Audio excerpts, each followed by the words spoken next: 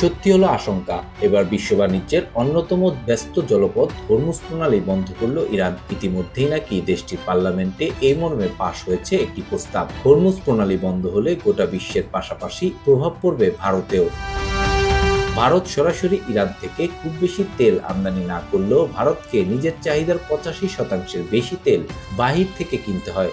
এই আমদানির প্রায় 50% হরমুজ প্রণালী দিয়েই আসে। বিশ্বব্যাপী জ্বালানি তেলের প্রায় 20% বাণিজ্য এই পথ দিয়েই হয়। বিশেষজ্ঞদের আশঙ্কা ছিলই এই যুদ্ধের জেরে ইরান হরমুজ প্রণালী বন্ধ করলে ভারতের বাণিজ্য বিরাট বাধার সম্মুখীন হবে। এবার সেই আশঙ্কাই সত্যি হলো। যুদ্ধ পরিস্থিতিতে কোনোভাবে যদি হরমুজ প্রণালী বন্ধ করে, সেক্ষেত্রে বিকল্প হিসেবে দক্ষিণ আফ্রিকার দেশগুলি থেকে তেল কেনার বিষয়ে আগেই চিন্তা ভাবনা শুরু করেছিল ভারত। যদিও তাতে ভারতের তেলের ঘাটতি পূরণ হবে কিনা সন্দেহ রয়েছে। তবে যতই বিকল্প প্রস্তুতি নেওয়া হোক না কেন, তেলের আমদানিতে ঘাটতি দেখা দিলে দামও ব্যাপক বাড়বে। গোটা বিশ্বের পাশাপাশি ধাক্কা খাবে ভারতের অর্থনীতি।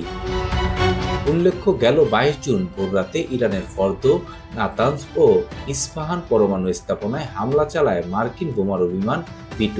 মাটির নিচে অবস্থিত এই স্থাপনাগুলি ধ্বংসে ব্যবহৃত হয়েছে আমেরিকার বিধ্বংসী বাংকার ব্লাস্টার বোমা। 3 পরমাণু কেন্দ্রে মার্কিন হামলার পরেই ইরানের সর্বোচ্চ নেতা খামেনির উপদেষ্টা বলেছিলেন, এবার আমাদের পালা। আমেরিকার নৌবহরে পাল্টা হামলা চালাবে ইরান। শুধু তাই নয়, বিশ্বজুড়ে জ্বালানি তেল সরবরাহের প্রধান রুট হরমুজ প্রণালী বন্ধ করার হুঁশিয়ারিও দেওয়া হয়েছিল ইরানের তরফ থেকে। কয়েক ঘন্টা ব্যবধানে হরমুজ প্রণালী বন্ধ করল ইরান।